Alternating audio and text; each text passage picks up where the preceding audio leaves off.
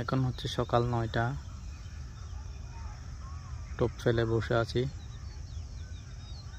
মাছের লড়াচড়া নাই বললেই চলে। তো আজকে অমাবস্যা, তবুও আসলাম, অনেকদিন আসা হয় না ইছামতিতে। ভিউয়ার্স, এখন বাজে দুপুর 12টা। চারের উপর একটা বড় কাতালের ওয়াশ পাইছি, মোটামুটি 4+ হবে ধারণা। সবাই একটু দোয়া করবেন মাছটা যেন টোপ নেই।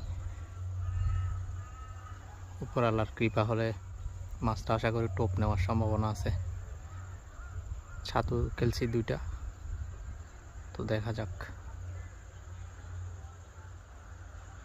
ওয়াশটা দেখে মন ভরে গেছে, টোপ নেই কার না নেই, মোটামুটি 4-এর উপরে হবে।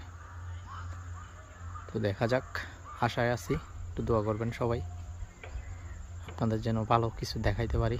ওয়াশটা দেখার পর স্পেশাল এই টোপটা বানালাম। এখন এটা ফেলবো। প্রথমটা দিয়েছিলাম স্পেশাল টোপ, এটা হচ্ছে সবসময় যেটা খেলি, যে ফরম্যাটে খেলি এই ফরম্যাটের টোপ। দেখা যাক কোনটাতে রেজাল্ট হয়। এখন দুপুর 1:30। আমি সবগুলো টোপ চেঞ্জ করে দিছি মাছটা ওয়াশ দেখার কিছুক্ষণ পরে। এখন শুধু অপেক্ষা, এখন আর কোনো চেঞ্জ নাই।